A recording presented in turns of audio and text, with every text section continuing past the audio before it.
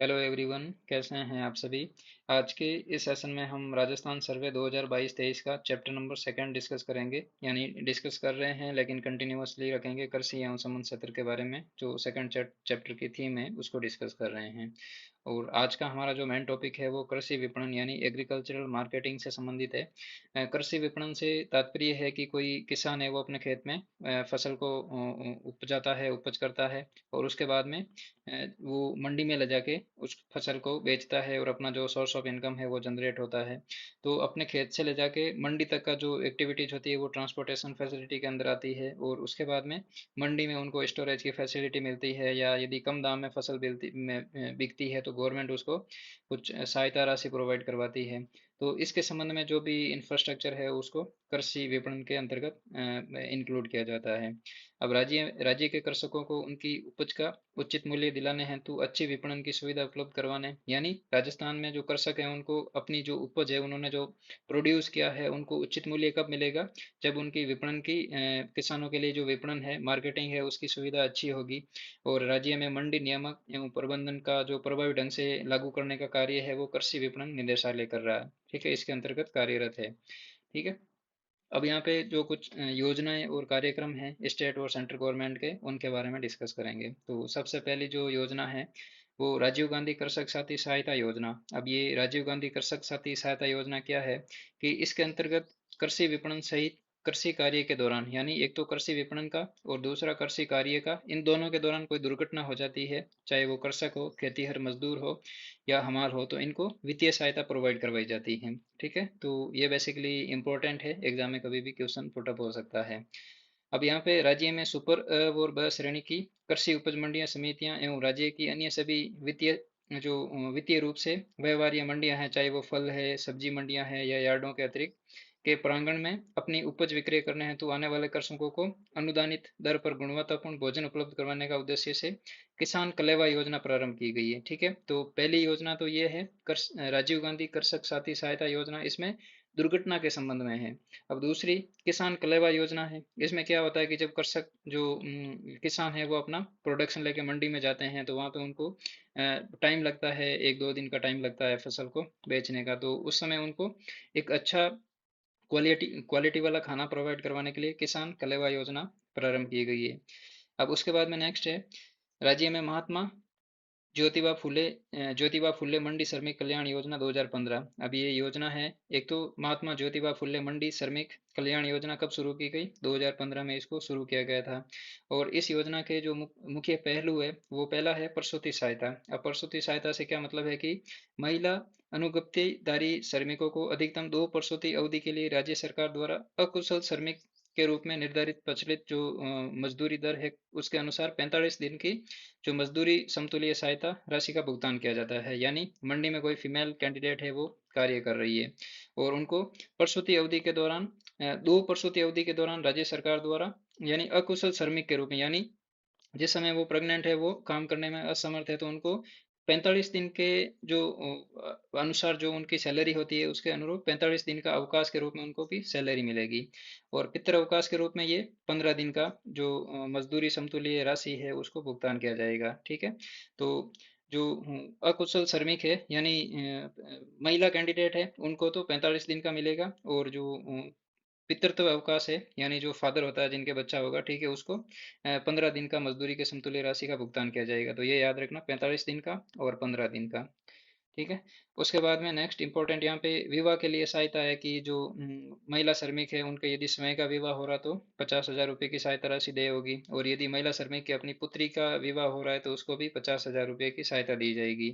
और ये सहायता अधिकतम 2 पुत्रियों को दी जाएगी। ठीक है, यानी 2 पुत्रियां उनकी है और उनकी शादी हो रही है, तो यदि 3 पुत्रियां हैं तो तीसरी को नहीं मिलेगी, शुरुआत में जो 2 है उनकी शादी हो रही है तो उनको मिलेगी।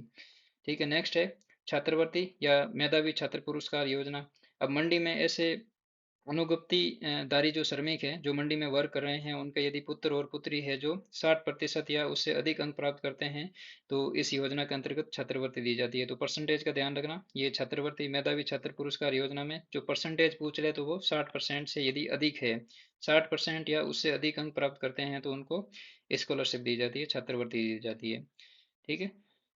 अब यहाँ पे नेक्स्ट इम्पोर्टेंट एक चिकित्सा सहायता से संबंधित है, यानी कोई जो हमाल है उसको गंभीर बीमारी हो जाती है, ठीक है, वो चाहे कैंसर हो, हार्ट अटैक हो, लिवर, किडनी, इससे संबंध में, ठीक है।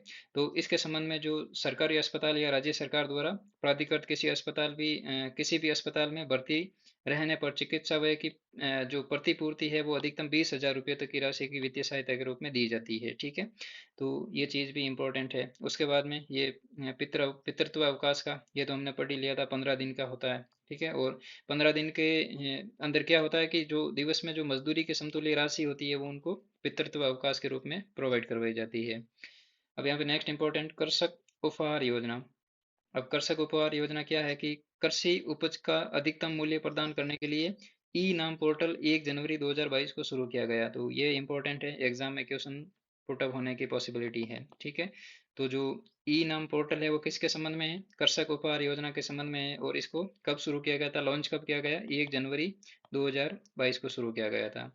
और ये योजना राज्य के उन सभी व्यक्तियों पर प्रभावी है जो अपनी जो कृषि उपज को ई नाम के माध्यम से बेचते हैं, और प्रत्येक 10,000 रुपया या इसके गुणा की बिक्री पर एक कूपन है जो ई भुगतान पर जारी किया जाता है। यानी जो ऑनलाइन बेचेगा, ई का मतलब इलेक्ट्रॉनिक है, यदि इलेक्ट्रॉनिक माध्यम से कोई कृषक अपनी उपज को बेचेगा और वो यदि 10,000 या इसके गुणांक में है तो इनको एक कूपन दिया जाएगा, ठीक है। कूपन विक्रेता को ऐसी वस्तुओं की बिक्री पर जारी किया जाता है जिस पर मंडी शुल्क वसूल किया जाता है, यानी मंडी में बेचते हैं और उसमें शुल्क लगता है, तो ऐसी जो वस्तुएं होती है उनको, उनमें जो रियायत प्राप्त होती है उनको, ठीक है।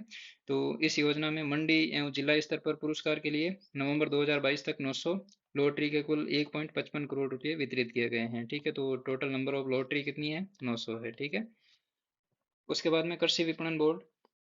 अब कृषि विपणन बोर्ड के संबंध में है कि राजस्थान कृषि प्रसंस्करण, कृषि व्यवसाय एवं कृषि निर्यात प्रोत्साहन नीति 2019 में आई थी, ठीक है। अब इसको जारी कब किया गया? 2019 में, दिसंबर 2019, यानी 12 दिसंबर 2019 को इस नीति को जारी किया गया था। तो इसका फुल फॉर्म है कि राजस्थान कृषि प्रसंस्करण, यानी एक तो जो कृषि प्रसंस्करण है इसके संबंध में है। दूसरा यहाँ पे कृषि व्यवसाय से संबंधित है, यानी जो एग्रीकल्चरल जो कमर्शियलाइजेशन है उसको इंक्लूड किया गया है।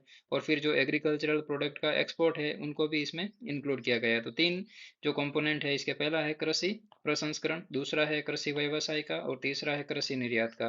तो इन तीनों चीजों को समग्र रूप से इंक्लूड करके 2019 में एक नीति जारी की गई थी। तो ये नीति कब लागू की गई, जारी की गई? 12 दिसंबर 2019, ठीक है। तो ये इंपॉर्टेंट है, एग्जाम में क्वेश्चन बन सकता है, पॉसिबिलिटी है।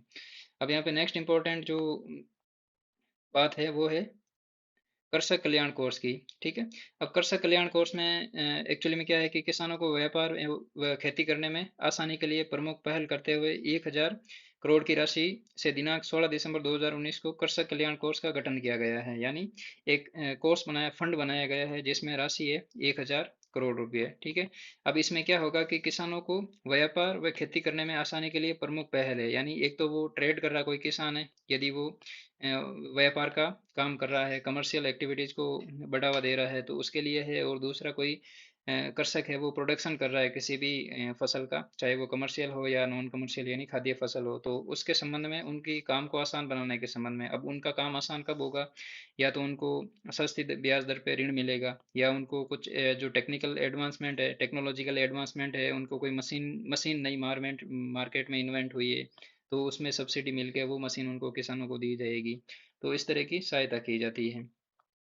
अब तत्पश्चात राशि 1,000 करोड़ का अतिरिक्त ऋण लिया गया है, यानी एक तो 16 दिसंबर 2019 को जब इसको शुरू किया गया है तब इसको 1,000 करोड़ रुपए के साथ में इसको शामिल किया गया है, यानी इसको शुरू किया गया है। उसके बाद में 1,000 करोड़ रुपए का एक अतिरिक्त ऋण लिया गया है, तो ये टोटल कितने, 2,000 करोड़ रुपए की हो गई है। अब इस राशि का उपयोग किसानों को उपज का उचित दाम दिलाने में किया जाता है, यानी फसल का प्रोडक्शन किया किसान ने, मंडी में लेके गया, बेचा वहां पे, यदि कम दाम में बिकी तो गवर्नमेंट उसको सब्सिडी देगा या उनको कुछ इनपुट्स देगा जिसकी वजह से उनकी जो भरपाई है वो हो जाए और उनका थोड़ा प्रॉफिट हो जाए। अब इसमें क्या है कि इस प्रकार कुल राशि है जो 2,000 करोड़ रुपये से 2,000 करोड़ रुपये में से प्रधानमंत्री फसल बीमा योजना के अंतर्गत राज्यांश प्रीमियम के रूप में फसल बीमा कंपनियों को भुगतान हेतु कृषि विभाग को 1,750 करोड़ रुपये एवं शेष राशि 250 करोड़ रुपये मुख्यमंत्री कृषक साथी योजना के अंतर्गत कृषि एवं उद्यानिकी विभाग द्वारा जारी किए गए हैं। यानी 1,750 करोड़ रुपये तो जो प्रधानमंत्री फसल बीमा योजना है उसके अंतर्गत जो राज्यांश होता है यानी सेंट्रल गवर्नमेंट इस प्रधानमंत्री फसल बीमा योजना को पूरे देश में लागू किया था। तो राजस्थान का जो शेयर होल्डर है इस प्रधानमंत्री फसल बीमा योजना में, उसका जो शेयर होल्डर है उसका 1750 करोड़ रुपए फसल बीमा कंपनियों के रूप में भुगतान किया था। यानी जो किसानों को जो ऋण दे रही है कंपनियां उनको वापस भुगतान किया था एक्चुअली में। ठीक है, उसके बाद में 250 करोड़ रुपए अपना जो स्टेट गवर्नमेंट की मुख्यमंत्री कृषक साथी योजना है उसके अंतर्गत जो कृषि व उद्यानिकी विभाग है उसके द्वारा जारी किया गया है। अब नेक्स्ट है राजस्थान कृषि प्रसंस्करण योजना 2019 का संचालन एवं फूड पार्कों हेतु भी कृषक कल्याण कोष में राशि दी जाती है। अब यहाँ पे एक तो जो किसानों के व्यापार और खेती के संबंध में जो आसानी है उसको प्रोवाइड करवाने के लिए फंड दिया जाता है, और दूसरा कहाँ पे राजस्थान कृषि प्रसंस्करण योजना 2019 में है उसके संचालन के लिए भी राशि दी जाती है 2000 करोड़ रुपये में से। और दूसरा है फूड पार्कों हेतु भी जो फूड पार्क है राजस्थान में उनके लिए भी कृषि कल्याण कोष से उनको राशि दी जाती है। ठीक है, तो ये थोड़ा इम्पोर्टेंट है ध्यान रखना। एक तो इनमें जो राशि है वो दो दो 1000 और 1000 कहने का मतलब दो अलग अलग हजार करोड़ रुपए की राशि है। इसको शुरू कब किया गया था? 16 दिसंबर 2019 को।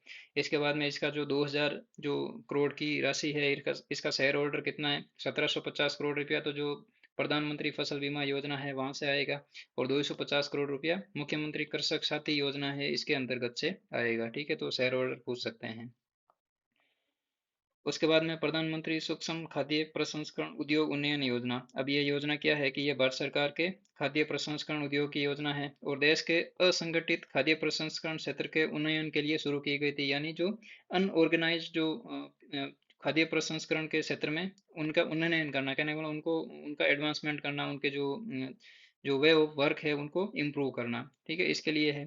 तो राजस्थान में जो राजस्थान राज्य कृषि विपणन बोर्ड है, इस योजना के तहत इस योजना को लागू करने के लिए नोडल एजेंसी है। यानी जो प्रधानमंत्री सूक्ष्म खाद्य प्रसंस्करण योजना प्रधानमंत्री सूक्ष्म खाद्य प्रसंस्करण उद्योग उन्नयन योजना में जो राजस्थान का कोई जो नोडल एजेंसी है वो कौन है? राजस्थान राज्य कृषि विपणन बोर्ड है। ठीक है, तो राजस्थान की पैरवी कौन करता है? राजस्थान राज्य कृषि विपणन बोर्ड करता है उसी प्रकार से, यानी नोडल एजेंसी है। और यहाँ पे स्टेट और सेंटर का शेयर क्या है? स्टेट सेंटर का 60% है और स्टेट का 40% है। ठीक है, तो ये भी इम्पोर्टेंट है। और योजना में अगले 5 साल की अवधि के लिए यानी 2020-21 से 2024-25 तक 10,000 करोड़ रुपए के परिव्यय की परिकल्पना की गई है। यानी जो ये योजना है प्रधानमंत्री सूक्ष्म खाद्य प्रसंस्करण उद्योग उन्नयन योजना, इनमें 2020-21 से 2024-25 के बीच में एग्जाम में क्वेश्चन पूछ लेंगे कि कितनी राशि के परिव्यय की परिकल्पना की गई है। तो ठीक है, तो एग्जाम में इस टाइप का क्वेश्चन बन जाएगा। तो ये 10,000 करोड़ का ध्यान रखना है। ठीक है, इसमें जो खर्च करने की जो अनुमान रखा है कि हम इतनी राशि खर्च करेंगे वो है 10,000 करोड़ रुपए। ठीक है, और इस योजना में जो वर्क होंगे, ये मतलब जो मेन उद्देश्य हैं योजना के कौन कौन से हैं कि मौजूदा सूक्ष्म प्रसंस्करण उद्यमों, एफपीओ, स्वयं सहायता समूह, सरकारी समितियों द्वारा ऋण की पहुंच में वृद्धि करना। यानी जो ऋण प्रोवाइड करवाते हैं लोकल लेवल पर, ठीक है, उनमें जो ऋण पहुंच है उनमें वृद्धि करना। ब्रांडिंग और विपणन को मजबूत करके संगठित आपूर्ति श्रृंखला के साथ एकीकरण करना। एक तो ब्रांडिंग कहने का मतलब कोई भी प्रोडक्ट जनरेट कर रहे हैं तो उनकी ब्रांड वैल्यू है उनको ग्रोथ करना। दूसरा जो मार्केटिंग के संबंध में जो एक्टिविटीज होती है उनको मजबूत करना, और संगठित आपूर्ति श्रृंखला के साथ एकीकरण करना। यानी जो छिन भिन बिखरे हुए उद्योग हैं उनको एक श्रृंखला में लेके आना। ठीक है, उसके बाद में मौजूदा 2 लाख उद्यमों को औपचारिक ढांचे में लाने हैं तो सहायता करना। यानी लगभग जो कैपेसिटी है उनको जो औपचारिक है अनौपचारिक से औपचारिक श्रेणी में लाना, लगभग 2 लाख उद्यमों को। उसी प्रकार से आम प्रसंस्करण सुविधा, प्रयोगशालाओं और भंडारण, पैकेजिंग, विपणन, इनोवेशन सेवाओं तक पहुंच को बढ़ाना। ठीक है, और उसी प्रकार से खाद्य प्रसंस्करण क्षेत्र में संस्थानों, अनुसंधान और प्रशिक्षण को मजबूत करना। यानी नए इंस्टीट्यूट ओपन करना, रिसर्च करना और उनका जो स्किल है उनको डेवलप करना। उसी प्रकार से उद्यमों में वृद्धि है तो पेशेवर और तकनीकी सहायता। ठीक है, जो प्रोफेशनल और टेक्निकल एडवांसनेस है उनकी हेल्प करना। ठीक है, इस उद्योग में असंगठित क्षेत्र में। तो ये है प्रधानमंत्री शुष्क उद्योग योजना। ठीक है, इस योजना के अंतर्गत जो नवंबर 2022 तक स्वयं सहायता समूह के 3,078 सदस्यों को सीड कैपिटल के रूप में 11.6 करोड़ रुपए का अनुदान दिया जा चुका है। और इसके अंतर्गत राज्य में 8 जिलों में इंक्यूबेशन सेंटर स्वीकृत किए गए हैं। तो ये one of the most important line है एग्जाम के पॉइंट ऑफ व्यू से। ठीक है, एग्जाम में क्वेश्चन बन सकता है कि जो योजना है, योजना का नाम काफी लंबा है, प्रधानमंत्री सूक्ष्म खाद्य प्रसंस्करण उद्योग उन्नयन योजना। इस योजना के अंतर्गत राजस्थान में कितने इंक्यूबेशन सेंटर खोले गए हैं? तो वो ध्यान रखना, 8 इंक्यूबेशन सेंटर खोले गए हैं। ठीक है, तो ये था इस योजना के संबंध में। और केंद्र सरकार 23.11 करोड़ रुपए की राशि स्वीकृत की है इस योजना के लिए। ठीक है, तो यहाँ पे केंद्र सरकार 23.11 करोड़ की राशि स्वीकृत की है।